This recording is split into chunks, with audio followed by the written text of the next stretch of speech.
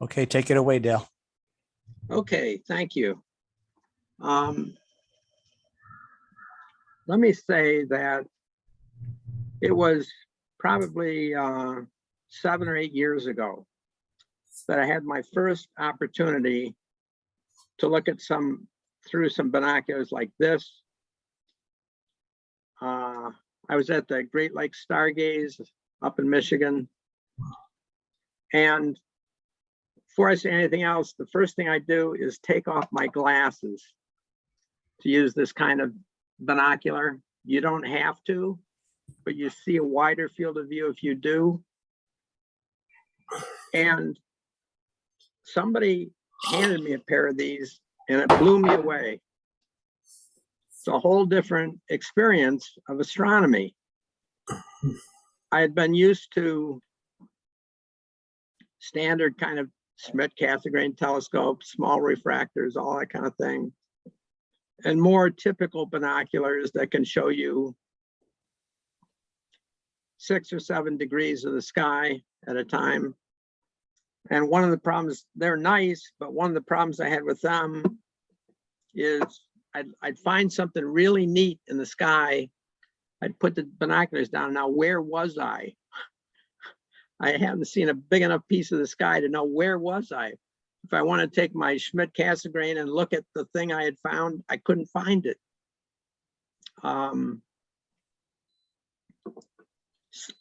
So when I looked through these, it was different. I mean, some people refer to it as supervision, and that's what it felt like to me. Dale, are those like 2 power? These are 2 power. Okay. These are the Orion 2X binoculars. You'll hear me talk about this particular pair near the end of the presentation. And one thing I will tell you is the closer you get them to your face, to your eyes, the bigger the field of view you'll see. I was just playing with them before we started the recording, with and without my glasses. And for sure, I can see a wider field of view like this. And it's important to say the way I use them is I have them just touching below my eyebrows. And then I move them up and down, and there's a certain angle where you get a nice clear view. Okay, that's important. I will also, those are 2X. These are the other really nice pair. These are 4X. Similarly, I hold them the same way to where they're just touching below my eyebrows. I assume you guys can see what I'm doing. And I love it. You know, they don't have as wide a field of view, but they give you more magnification than the 2X and more depth of how deep into the sky you can see. I'll be going into all of that stuff, but I just wanted to let you guys see them, you know, not just a picture of them. Another pair I'll be talking about is almost in a different category. These are Miauchi 7x50 binoculars. I picked these up last summer at a sale for $450. This is by far the most expensive thing I'm going to be talking about today. But it's a different category of vision, but nevertheless, they can see 9.5 degrees of the sky, and really nice. There's no end to really nice binoculars. You just cannot own everything. The sale, it was an estate sale where I bought these. The guy had all kind of binoculars, just, you know, everything, and huge amount of money tied up in it. You can do that, right? I have a small refractor where I can put a different eyepiece on and all that kind of stuff. So at some point, I just couldn't buy any more binoculars, okay? So that was my little intro. let me see if I can, how do I get my PowerPoint to come up here? At the bottom, it should say share Oh yeah, screen. share screen. Yeah, yep.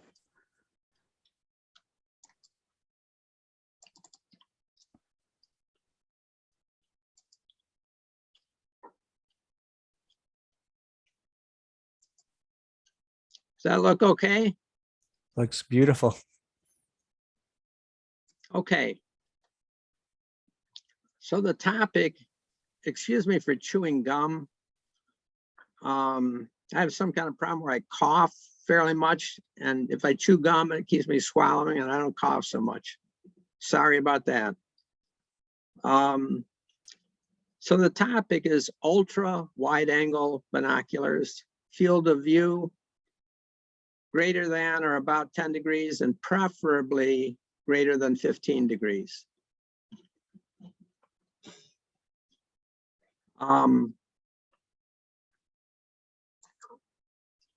So I'll briefly talk about different binocular designs. A little bit about 7X binoculars, which are on the edge of the kind I'm interested in terms of their field of view. Then some 3X and 4X binoculars, then 2X. And there's a lot of things you can say about binoculars. Lots of things. Don't expect to hear me talk about, gee, I can see this neat thing in the sky. There are reviews that cover that kind of stuff. That's important. I'll talk about that a little bit, but mostly I did a sort of a scientific study, you might say, of what is the real field of view of these binoculars. Do they do what the specs say? And in general, a lot of them do not. And also measuring how deep I can see in the sky with different binoculars. So those are the two things I emphasized. There's other things that matter. I don't know everything about binoculars, okay?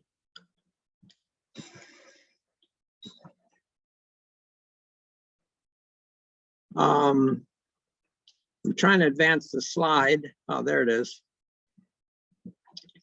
I think I already talked about this.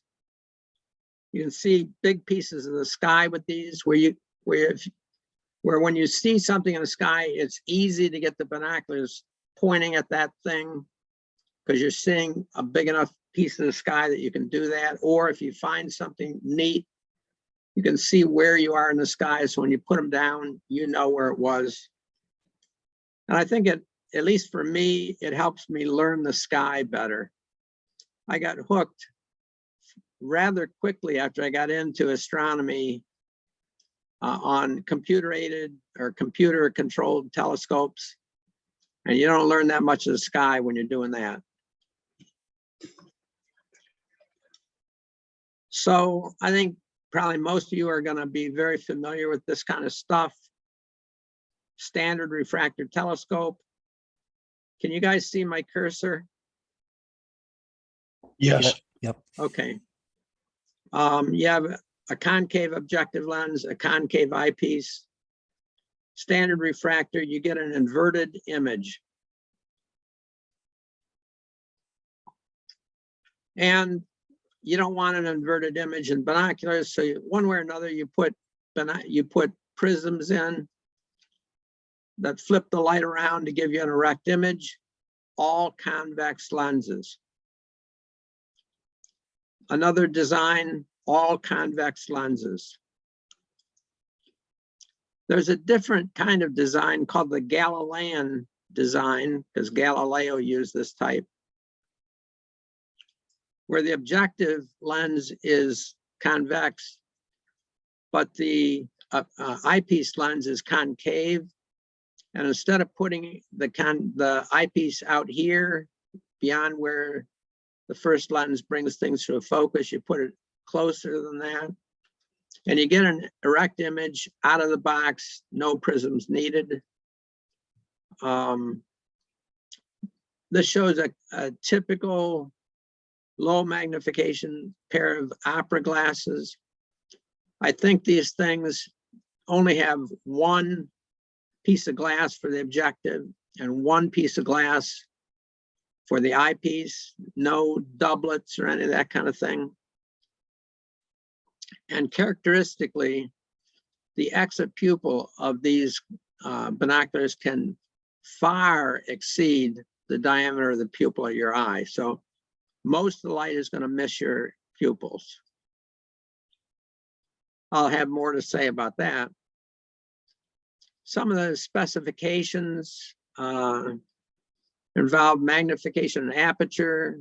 10 by 50 means, of course, 10 times magnification, 50 millimeter objectives. The field of view, often given as how many feet across a thing you can see at 1,000 yards. With these numbers, you get 10 degrees. The exit pupil of the binocular,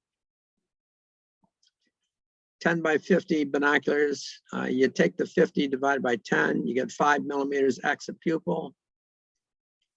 How much they weigh, how easy is it to hold them, how heavy are they, how much can you adjust the interpupil diameter, how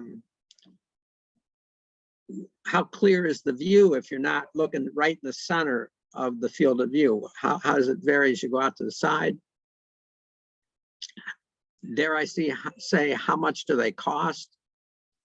The stuff I'll be concentrating on is mostly in the $100, roughly the $100 range, maybe up to $200, but in the reasonable range.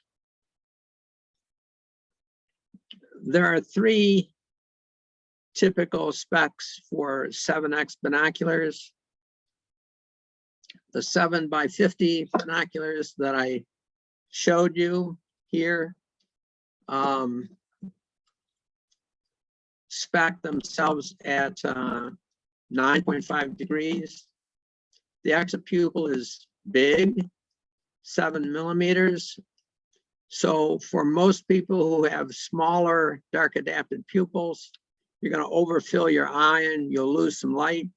That's not the case for me, but it is for a lot of people. There are these 7 by 35 and 7 by 32 binoculars can give you a higher field of view and more reasonable exit pupils. For the heck of it, I bought off of eBay a cheap pair of 7 by 35s that I'll talk about a little bit in a minute. And just this last summer, I bought these ones I showed you at an estate sale. And I have to say, these are ones that I put into the I like them category, even though they're not as wide a field of view as what I'm generally going to be talking about. And these, you know, nobody's making new ones anymore. So what I'm going to be doing is showing you the Big Dipper and showing you the field of view relative to the size of the Big Dipper, just to make this easy. These 7 by 35 Tasco cheap binoculars claimed 11 degrees. I measured 10 degrees. The view was distorted near the edges. They pretty much all are distorted near the edges of the field of view, but quite reasonable. These Miyauchi ones are pretty clear, pretty much right to the edge of the field of view for what it's worth. These Miyauchi ones claim 9.5 degrees, and that's what I measured.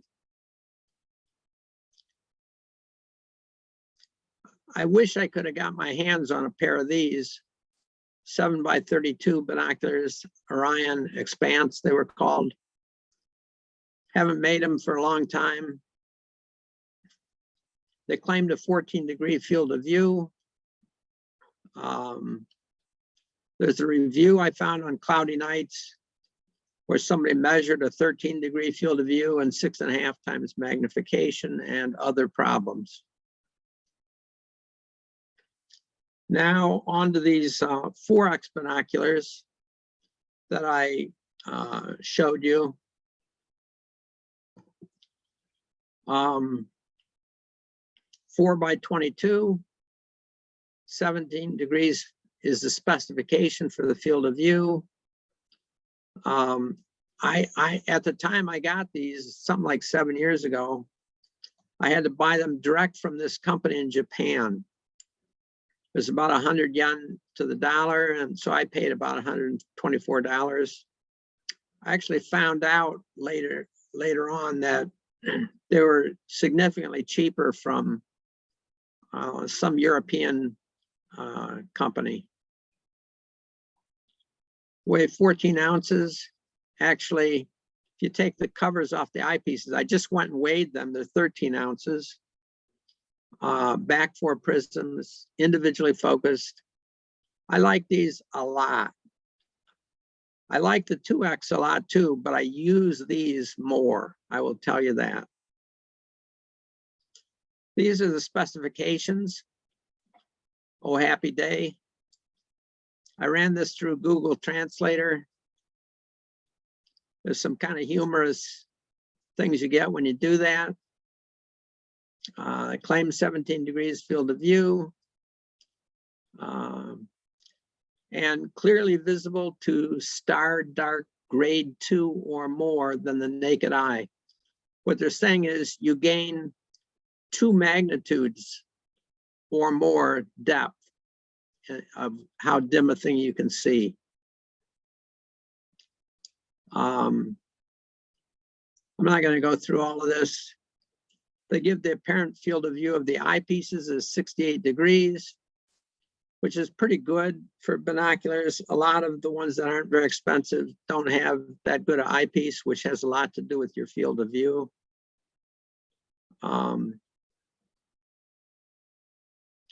So they say you can become addicted to this, using these things.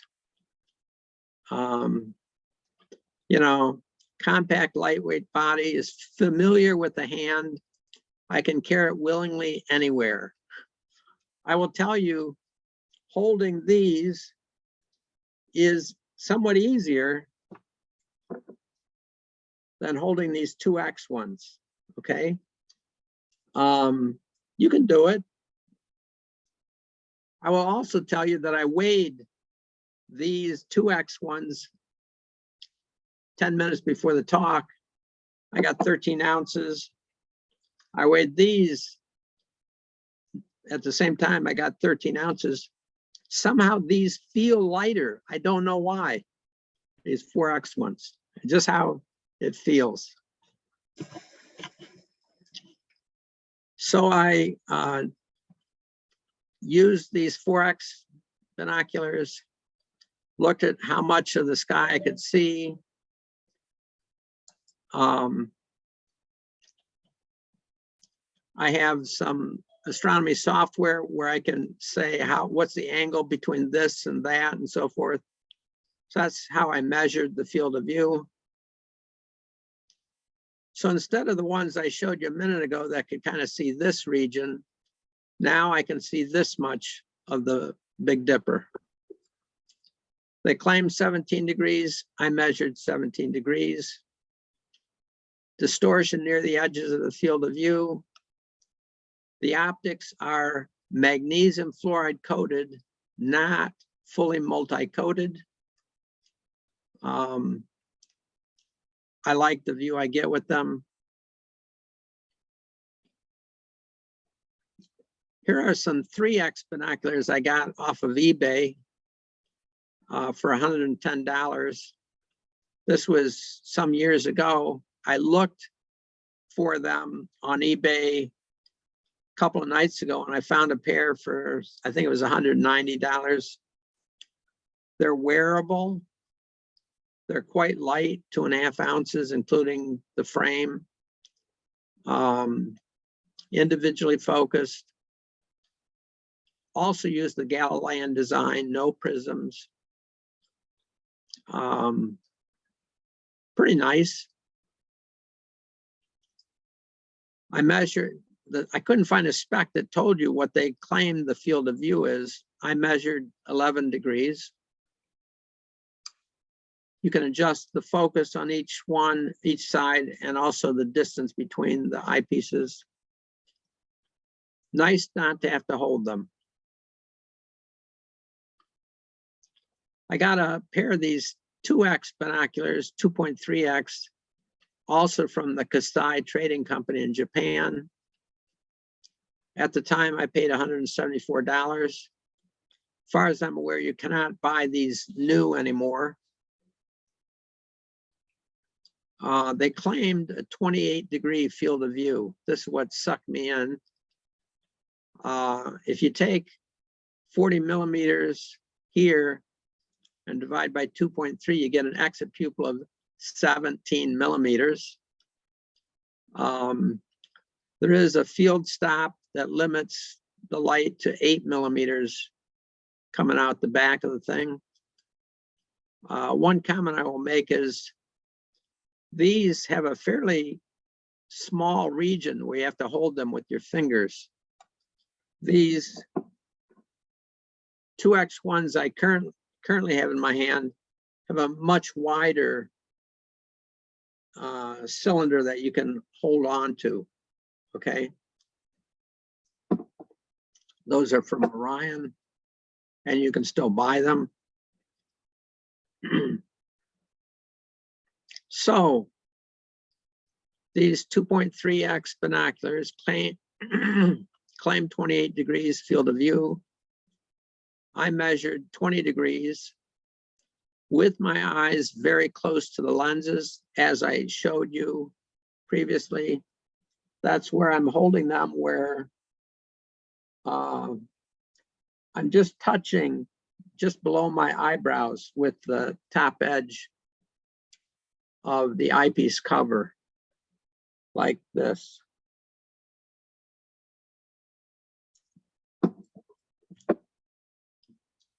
As usual, no distortions except near the edges, fully multi coated, individually focused, nice view, very little eye relief, no glasses. I tried wearing my glasses with them and they work. You don't have as wide of a field of view, but you can use them.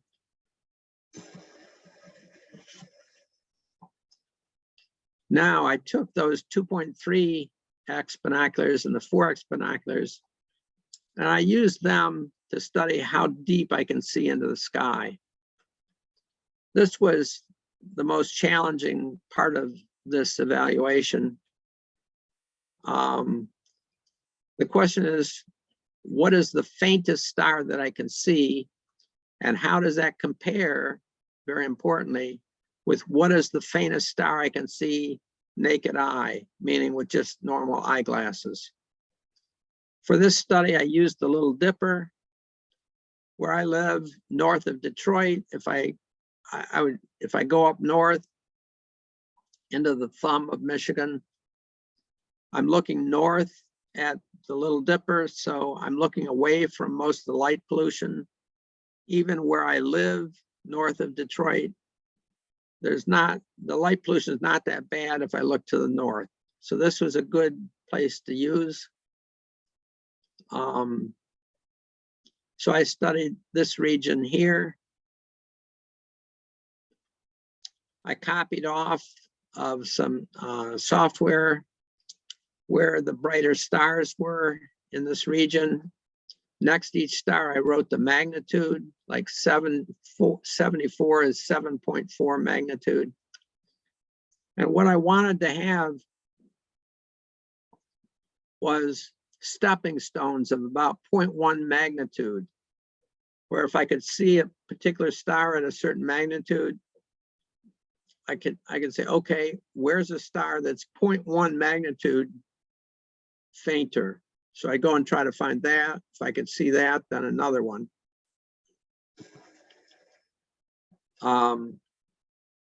This shows for the 4.2 or for the 4x binoculars, faintest star I could see, and similarly for the 2.3x binoculars. Part of the story here is, how do you use your eyes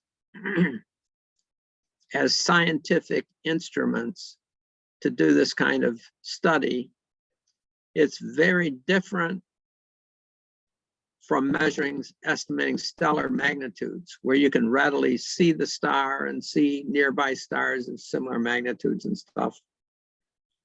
This pushes eyesight to the limit. What are the faintest possible stars you can see? You need guide stars, not too bright, not too close, to help you find the star you're looking for. Use averted vision. And I have to tell you, when you're near the limit of what you can see, this is hard. You're trying to use averted vision to see something that you can't see most of the time, okay? That's challenging. I tried to be at least 80% sure that I could see a faint star. Observe it over and over and over to try to increase the probability that, yeah, I did see that. I would then use larger binoculars to confirm exactly, was I seeing it in the right spot? Do not rely exclusively on star charts. What you see with a larger pair of binoculars is better. And this is real important. Your eyes must be completely dark adapted. Use an extremely dim red light to see a star chart. I have one of these red flashlights with an adjustable brightness. It wouldn't go dim enough. I had to put an old 9-volt battery in the thing to get the light really dim.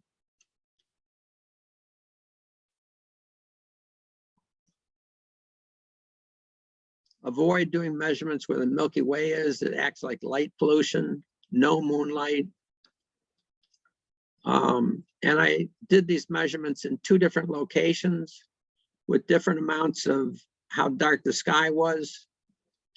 Repeat the measurements. A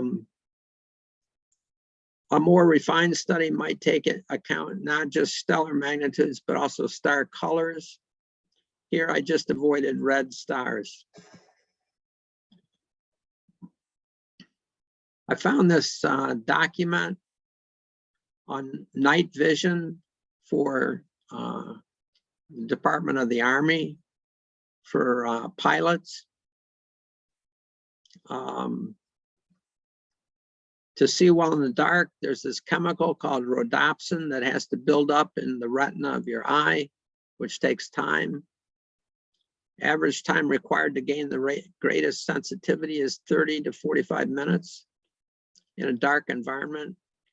For pilots, that's good enough. Not good enough for me, for what I'm doing. When fully dark adapted, the rod cells may become up to 10,000 times more sensitive. And that's 10 magnitudes of brightness. And that all, if you take into account that your pupil can get quite a bit bigger and let in a lot more light, and when you're dark adapted, you might get up to 100,000 times more sensitivity. A lot of you know this story. There are rods and cones in your retina. The cones give you color vision, but they have extremely poor sensitivity to dim light. You basically can't use them. You have to use the rods. And this shows how their sensitivity gets bigger as you are in the dark longer. But don't forget, this is many, many magnitudes change. I want to get stability to 0.1 magnitude.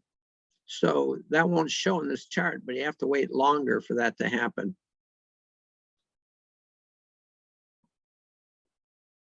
Also, how bright the light was before you started dark adapting is important. Bright sunlight is a negative, including sunlight reflecting off of things like sand, snow, water, or other things. That can make you take up to 5 hours to get dark, adapted to the dark. And if you get a lot of sunlight, you can have problems for several days. When I drove up in the thumb at night, I would, as much as I could safely do it, not look at oncoming headlights. I wouldn't tell you that I wore sunglasses while driving in the dark. So I'll say I didn't do that, okay?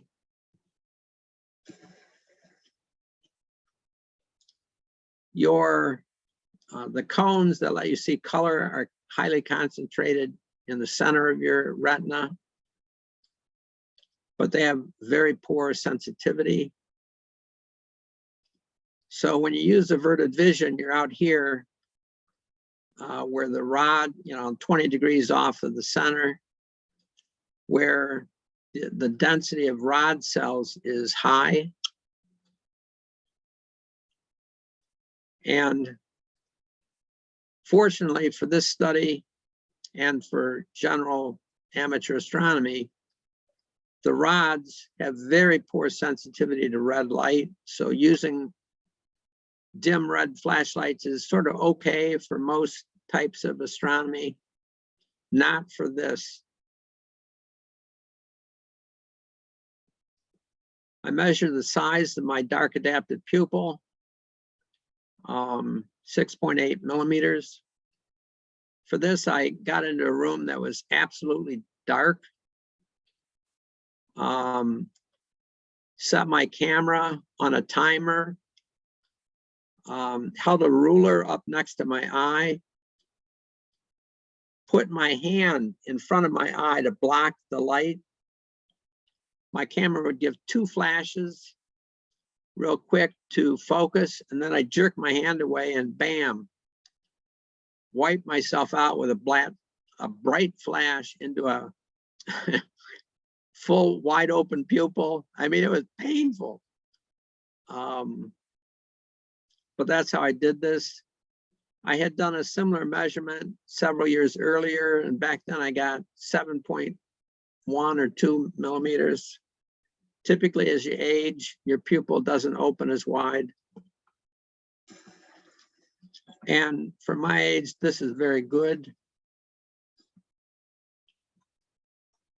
Here's the time response of how big your pupil is when you go from bright to dark, showing that you get, when you go in the dark, after 8 or 10 seconds, your pupil is pretty much as wide open as it's going to get. My experience is that's not true. If I bammed my eye with the flash, like I told you, and 30 seconds later hit it again, I get a smaller pupil diameter. I had to wait minutes before it was fully open again.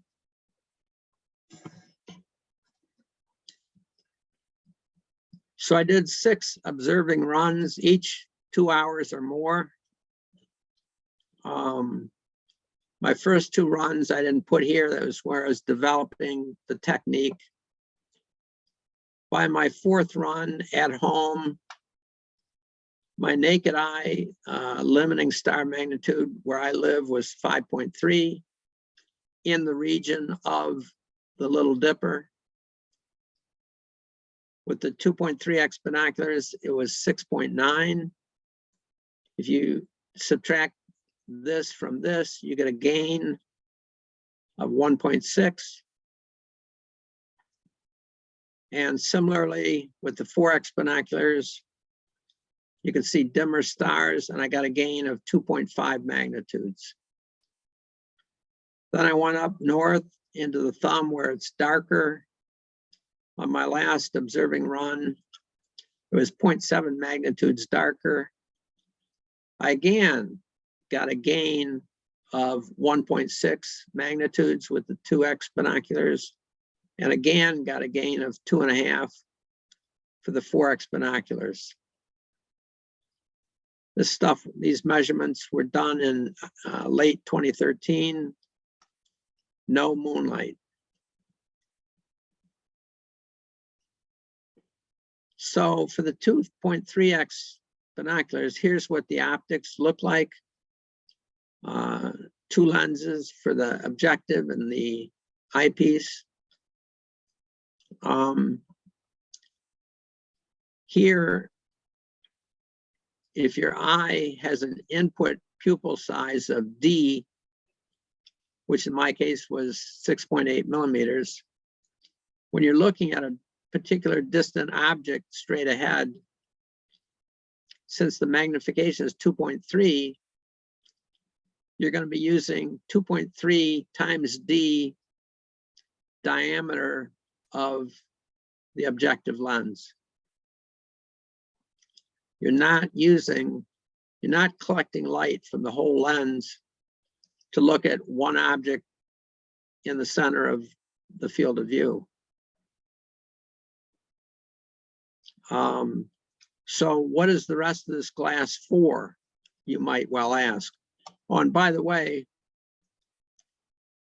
in this scenario, we're not using the whole lens. The theoretical optical gain is the magnification squared, which is 5.3. If you convert that into magnitudes, that's 1.8. So that's the theoretical gain and sensitivity, 1.8 magnitudes. I measured 1.6. Maybe there's a little loss in the optics. I'll come back to the issue of why all this glass.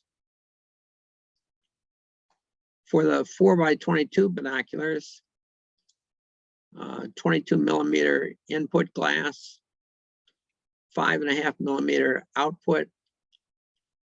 Here, my pupil diameter was bigger than 5.5 millimeters. So if D is 6.8 millimeters, the optical gain is how much light comes in here divided by how much light came in here with no binocular. 22 divided by 6.8 squared means I'm gaining 2.6 magnitudes. Theoretically, I measured 2.5. For someone with less a smaller pupil, I meant to make this 5.5 millimeters. You would actually get a magnitude gain of 3.0. Meant to fix that. I'm sorry I didn't.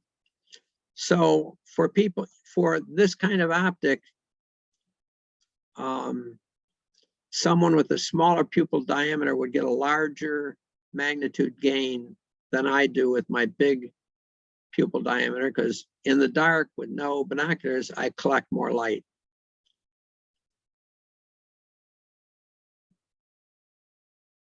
So again, here's my data from a more light polluted area and a less light polluted area. The theoretical gain for my pupil diameter is 1.8. I measured 1.6, etc. I calculated the theoretical gain for a couple other pupil diameters.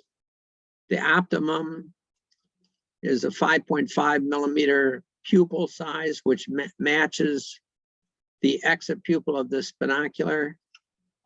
In that case, for these 4x binoculars, you would get a gain of 3. Similarly, for a smaller diameter pupil.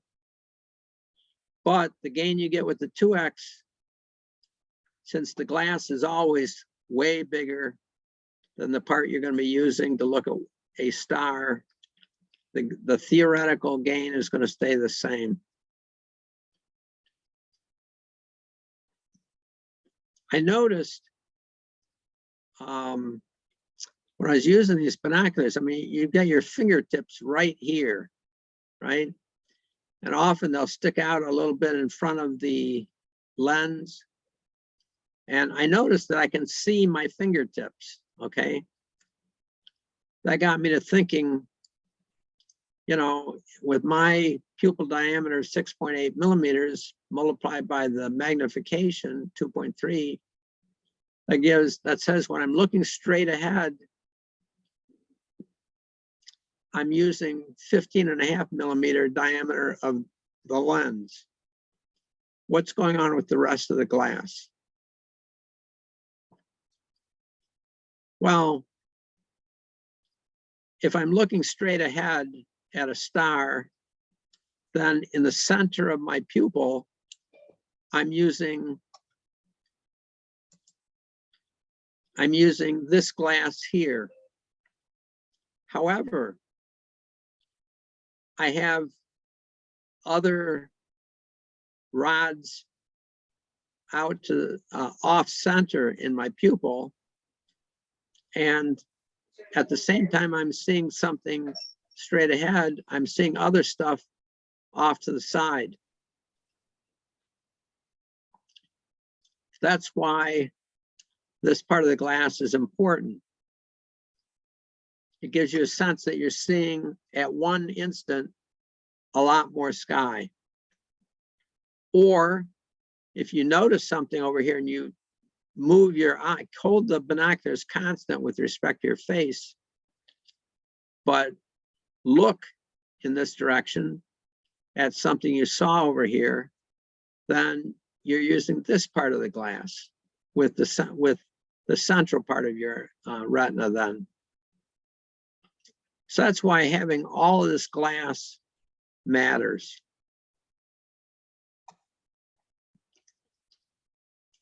More recently, within the last year, so I've talked about these two binoculars. More recently, I bought this pair of Orion binoculars, which claim 28 degrees field of view. That's what these had claimed. And I measured 20 degrees. So it was with reluctance that I somehow decided to buy these Orion binoculars. They actually claimed 36 degrees. That's what sucked me in. This is what they look like. These are the ones I showed you when I got started on this presentation. So with these Orion binoculars, here's what I see, this blue dotted circle. I measured 28 degrees, a lot more than the 20 degrees I got with these Kasai ones. Not at all what they spec'd, which was 36 degrees, but nevertheless, pretty good. So the question is, why are they claiming 36 degrees when I only measured 28? Why were the Kasai ones claiming 26 when I only measured 20? Why this difference? Well, I did a different experiment. Here's these Orion 2X binoculars mounted on something where I can rotate a measured angle, looking at my backyard. I'd put my eye way off to the side here, not in the center, but off to the side, and see what I could see in the field of view out on that other side, and then rotate and then move my head to the other side where my eye was over here, and rotate the binoculars until I could see the same feature at the edge of the field of view. In other words, I'm measuring the field of view where I move my head and my eye back and forth across the binocular. When I do that with this Orion binocular, I measure 36 degree field of view, not 28 degree. So they meet the spec, In fact, I could even see a little more than 36 degrees, maybe 38. However, the extra field of view you get with those is super blurry. It's garbage optically, worthless.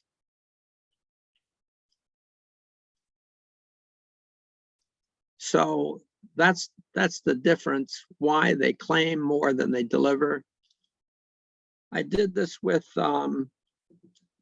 these 4X binoculars, and they don't have that effect. I get 17 degrees. Even if I try moving off to the side, it does not increase the field of view. 17 degrees of pretty good optics. So to get a nice view, some of you entered the meeting after we got started, so you didn't see me demonstrating this beforehand. I take off my glasses, then hold with the eyepiece, not the cover, the barrel of the eyepiece, touching just below my eyebrows. Then I adjust the tilt, and when I get the right tilt angle, boom, I get a nice clear view. I have a friend in the Warren Astronomical Society who has a pair of these 2X binoculars from Orion. He cannot get them to focus on infinity for his eyes when he takes off his glasses. No can do. I normally wear glasses. I'm nearsighted like he is, but his eyes must be a lot worse than mine, because when I focus on infinity, I can turn the knob, the focus knob, a lot in either direction. You know, I'm not near the end of the focus travel. But I want to tell you that here's somebody I know who is a smart guy, knows astronomy, knows what he's doing. He cannot get them to focus on infinity.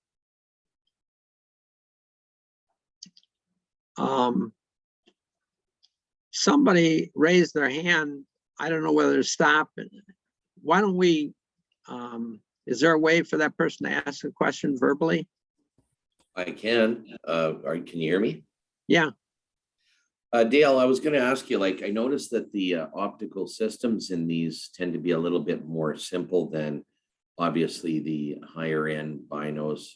And like when I say higher end, I mean traditional binoculars with narrower fields of view that have several other elements in them. The eyepieces in these things, what would you say they are? Are they like kind of a modified Erfel or a simplified Kellner? Or what would you estimate the eyepiece optics being? Because obviously that would probably explain a lot why there's huge distortions at the edge of the field of view. Because if I do the math on that 2 times 54, if you said the usable field is 28, well, 2 times 28 gives you about, 56 apparent field of view. And yet, if they're rating them at, what was it, 36, I think, or 38? Yes, 36. Double that, you're kind of into the 80 range. Well, you needed quite a few extra lens elements to minimize distortions at that point, regardless, wouldn't you? Yeah, but I'm in the low end market. No, fair enough. I'm just asking, like, nobody that you know of making these types of instruments offers like a slightly better, let's just call it ocular lens set, so that because I noticed that the eye relief is very short too. You mentioned that several times tonight, and that would also plague it too, because not everybody could get the optics as close as they could to get sort of the optimal focal position, right? Like you're doing. I mean, I'm going to have more to say about another pair of 2X binoculars. Okay, maybe I jumped the gun. Sorry about that. That's all right. You know, if you look at the specs for these Orion binoculars, they don't tell you what the optics is. They're relatively inexpensive. And I have not seen $1,000 pair of 2X binoculars. That's where I'm at. Sorry, I don't know more about the optical design. I did show something about the optical design for the Kasai 2X binoculars. They at least had 2 pieces of glass for the objective and 2 for the eyepiece lenses. I found another issue for these 2x54 Orion binoculars. If you pick them up with the lens covers on and put your finger in the middle of the lens cover, it'll flex and touch the objective lens and leave a little smudge there, which you can clean off, but not what I want to do. I was reading other people's experience with this binocular, and somebody else had the same issue.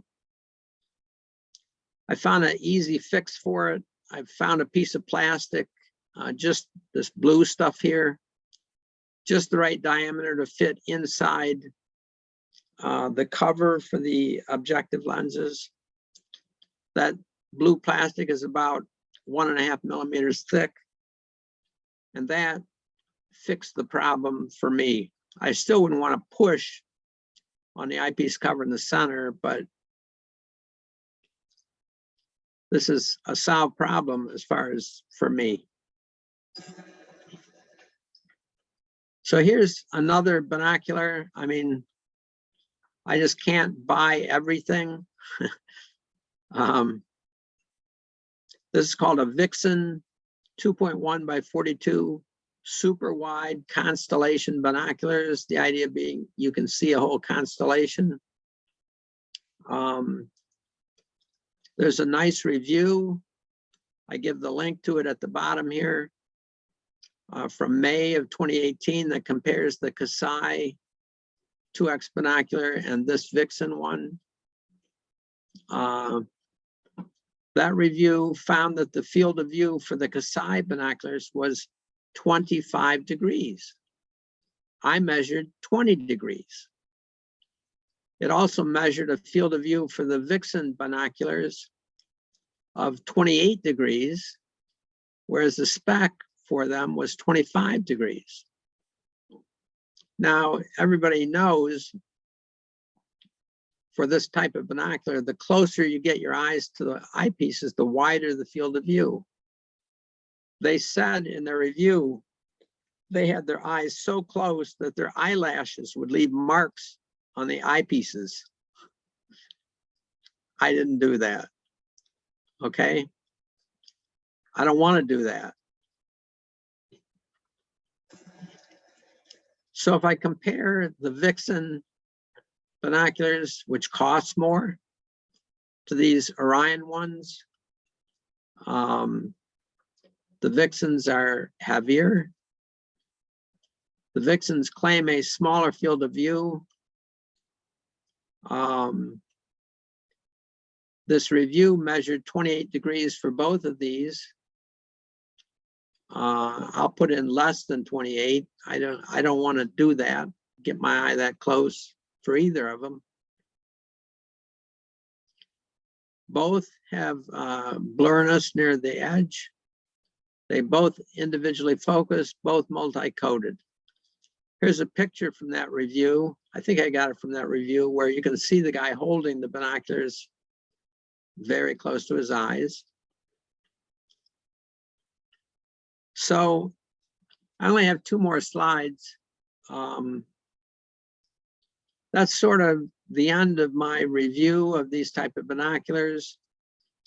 If you want to think about something totally crazy different, I found where somebody is working on special contacts that you have to wear special glasses with them, where the contact and the glass combination, you can change it from 1x to 3x by how you blink your eyes. If you just wink with one eye, you get 3x. If you wink with the other one, you get 1x. And if the 2 eyes blink together, it doesn't do anything. They didn't appear to be doing this for astronomy, but for some kind of medical thing.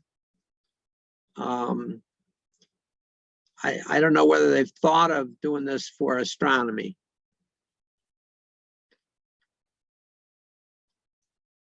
So if I compare these three binoculars, which I have owned, they give a real different experience of the sky than you get with more conventional binoculars or telescopes. I enjoy these 4X binoculars a lot. They give a 17-degree field of view and a deeper view, less than you get with these. They give about 1 magnitude deeper view of the sky. But I have to tell you, I no longer own these. I sold them. A guy looked through them and liked them so much, he bought them on the spot from me. I've since bought these. I like these a lot too. So that's my story. Happy to take questions or comments. Well, thank you Yeah. very much, Dale. Sorry, just 1 second. Please remember to unmute if you're going to ask a question, or if you like, you can put it in the chat and we'll read it off. Dale, I actually have the Vixen 2.142s, and a couple things I found on these. I've actually had these for some time. I think you maybe even seen them when I got them about 7-8 years ago. One thing, if you don't focus them in the center of your field of view, you can actually see a wider, clearer field of view when you get over in the outer edges. In other words, you won't be a sharp dead on, but it will be sharp enough that you will have a more usable, wider field of view by focusing maybe sort of the center, maybe moving out maybe to the third out or so. Okay, good comment, Bob. Thank you. I Hey, haven't Dale, tried that. Dale, this is John. Hey, how long did it take you to do the study for all these binoculars, driving up north and everything? Well, I went up there in September when there's no moon, and then I was back in October when there's no moon. And, you know, this has to fit with living my life too, you know? And I was up there at least 2 hours observing each time I went, waiting to get my eyes totally dark adapted. And just, you do this thing over and over and over and over again, trying to be sure you push to the limit, both naked eye and with each pair of binoculars. It was a lot of fun, to tell you the truth. It was sort of a challenge. And to be honest with you, I got to where I had a lot of the stars memorized inside the cup of the Little Dipper. And every time that's an observing place, it's an hour north of my house. And I enjoy going up there, and how many of those stars can I see, you know? Even with a larger binocular, it's like it's a favorite little patch of sky for me now.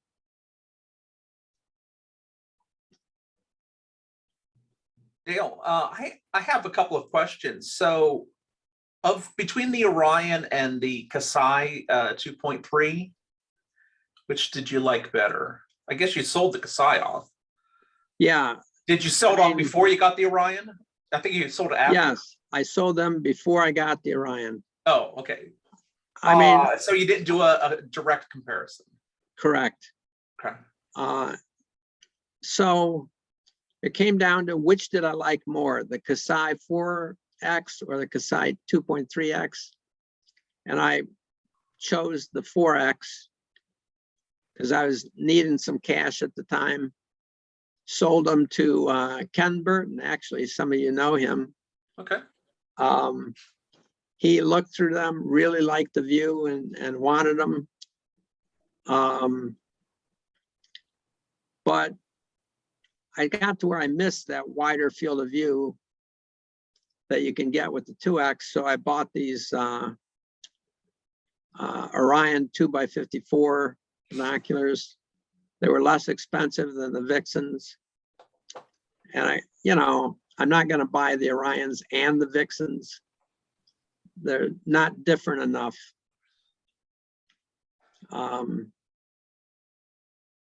So I could not do a side-by-side comparison of any of these 2X ones against each other. Okay. Does it kind of like what you went through here in your presentation? It looks like having a larger objective might be wasted because of the large exit pupil. So perhaps 2x54, you know, the exit pupil is much larger than needed. So maybe you don't need objectives that large. So maybe Well, that 2.1x42 is perfectly fine. it is perfectly fine. Okay.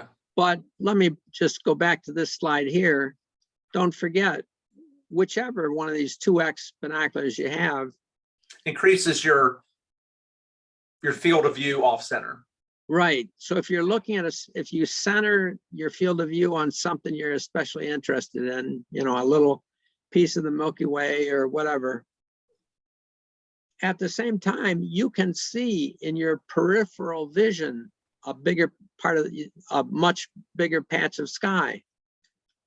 You're way out on the edge of your retina where your vision is not very clear anyhow.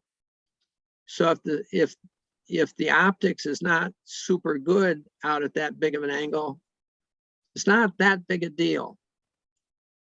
Okay?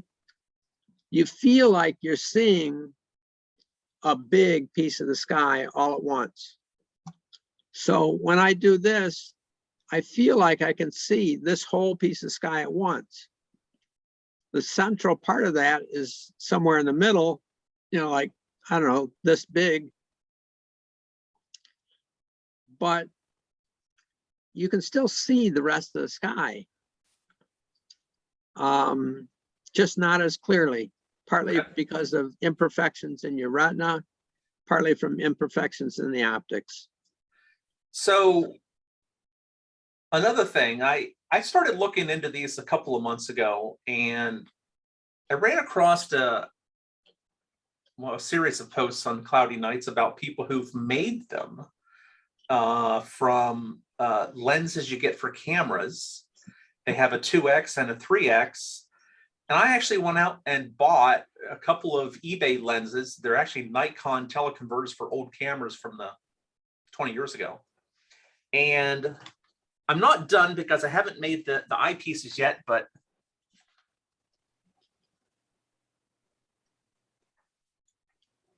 it's a 3X by 65. So the problem is interpupillary distance. You kind of have to have a wide head. And I saw someone who actually took the metal and ground down the metal in between it. I think I might do that. It only cost me about $25 for each one of these. I 3D printed this. I still need to make an adapter for the oculars that's like a flexible material, which I've never printed 3D flex. But I'm kind of anxious to try them out, but I don't have a basis of comparison. But I was actually thinking about getting these Orion set because they generally had favorable reviews, but this lets in more light, but I think it's cumbersome, but it's an interesting project. But yeah, I thought, hey, let's get the widest you can, but I didn't know if you had read anything about that. I suspect the quality of this is not as good as these. Another issue with these, can't be focused. So Well, they're set to infinity, and you have to have pretty good vision. You move them in and out a little bit, so certainly not ideal. I mean, if you design your own eyepieces, you can design them so you can move them in and out, right?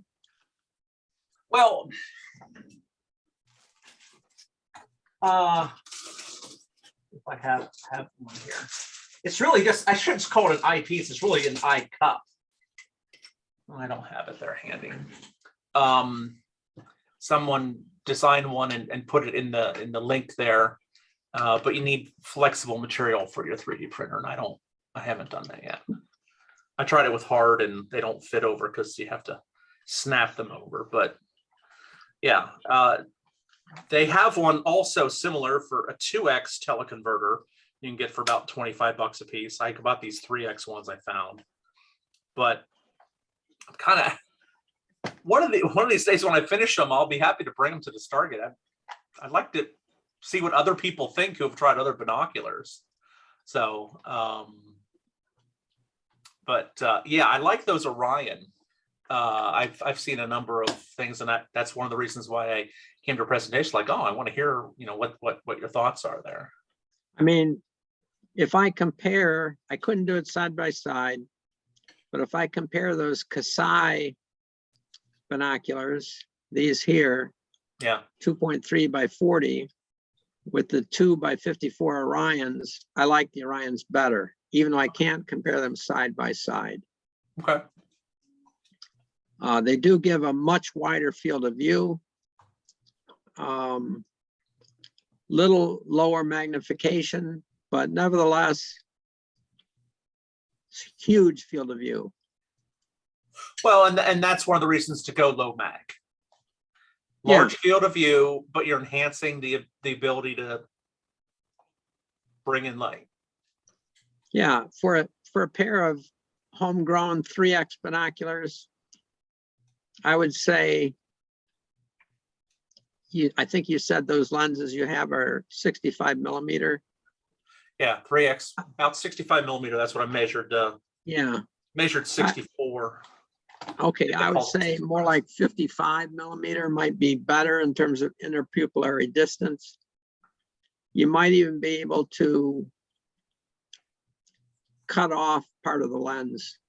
Well, that's what some people have done. They've just, one guy had a milling machine and he precisely cut it down to the glass, and it got to the point where he had enough, his interpupillary distance matched. So mine are a couple millimeters too wide. So I was like, I don't know. I don't like cutting into things. Could crack the lens too, would ruin it. Yeah. But, it's not a whole lot of money, and it's a project, but I didn't know if you had come across that or seen that or not. So No, I didn't. Any Yeah. other comments or questions? Yeah, Dale and Dale. I could bring my pair I have to one of our meetings, perhaps, the next Stargate meeting, and Dale can bring his stuff to show off, and we can try them and actually try them in different conditions. Sounds good. We have a meeting at the Stargate Observatory, I think the 4th Saturday of this month.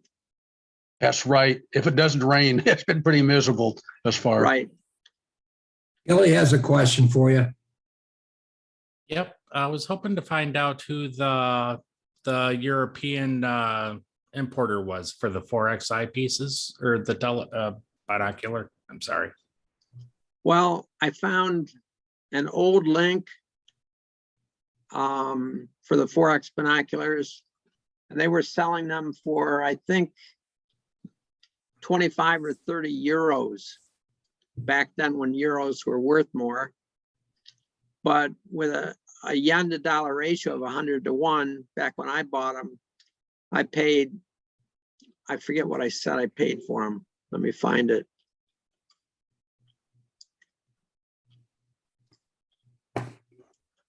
But another question I had was, I was wondering what your preference was for, say, deep sky as opposed to like lunar, Well, between the 2X and the 4X. So I paid $174 back when I bought them, these Kasai 2X binoculars. I mean, if you're looking at this, the moon, I would say higher. I mean, the moon is going to be this tiny, tiny, tiny thing in the sky. It's only half a degree in diameter. So there's no particular advantage to using these ultra wide angle binoculars on the moon, I'd rather use 8x or 10x binoculars if you can hold them still enough, or put them on a tripod or something if you're looking at the moon. Makes What I sense. really enjoy, and you're going to see a more magnified image.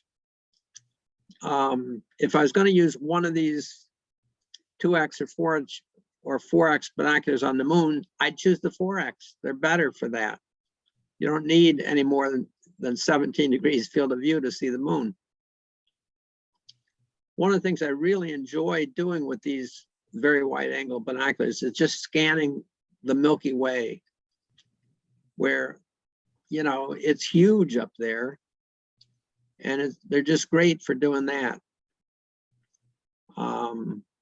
If you want to see something like M13 with binoculars, better to use some higher power binoculars, because even though you can see it in a dark sky with these binoculars, you're going to just see a tiny little smudge.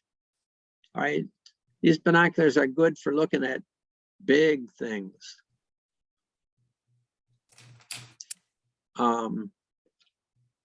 So in no sense are these binoculars the best for everything you would look at up in the sky. They're good for just enjoying the view, the big view. And when the magnification goes down, any movement in your hands and how steady you can hold them doesn't matter. For a pair of 2x binoculars, not a problem. Even 4x, you can, if you lean your body up against the side of a car or a tree or something, you can pretty much hold them plenty still enough to observe anything you'd care to look at. I keep both of these pair in my car, in the back of my car. And they're just pleasant to pull out and look at whatever anytime, but many times the 4x binoculars are what I prefer, unless I want to scan a major piece of the sky at night. Then the 2x can't be beat. I think that part of the problem is people, when they buy these, expect that it's going to give them ability to go darker or see, you know, 1 or 2 magnitudes, which that's not the point. The point is to have a wider field of view. If you just take a regular pair of binoculars, say, you know, 750 or whatever, and look at the same area, you're going to see a lot more stars with that in the smaller area, of course. You can see a lot more stars than you're going to see with these, but you're obviously going to have a small field of view. So I use these when I want to really see a wide patch of sky. I agree and I disagree. I agree with the comparison when you compare these ultra wide angle binoculars to a conventional binocular. You're going to see deeper, more magnitudes depth in the sky with the lower mag binoculars. But the real comparison for these ultra wide angle binoculars is more typically naked eye versus these low mag binoculars. And then it matters that you can see 1.5 or 2.5 magnitudes deeper with these binoculars than you can with just your eye. Okay. Yeah, that's true. So, you know, it depends on what you're comparing them to. These ultra wide angle binoculars have their own, they're their own niche, somewhere between conventional binoculars and naked eye. And so I'm saying it's great to have a wide field of view, but it's also nice that you have more depth, or you can see fainter things than you can see with just your eyes. It's supervision, both in terms of angle and seeing deeper stuff than you can with your naked eye.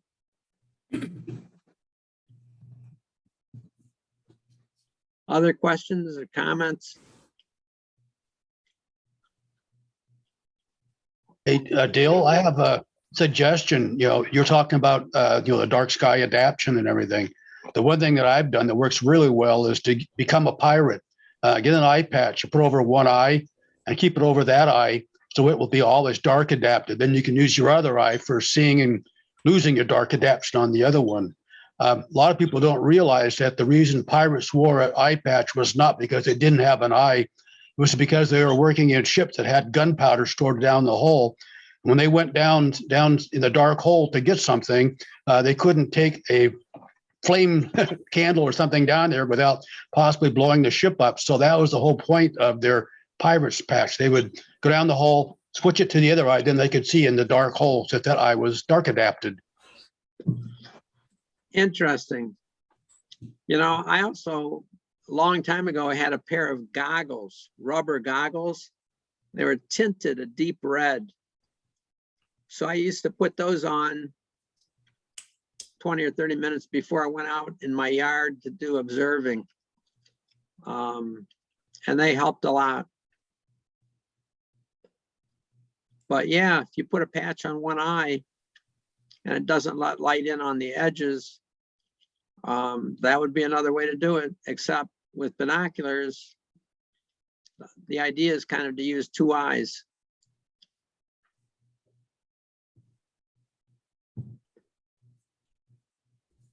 Any other questions for Dale?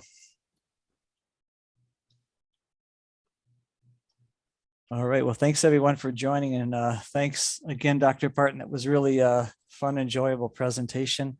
I'm going to stop My recording. pleasure. Yeah, very good, Dale. Very good. Nice Thank- job.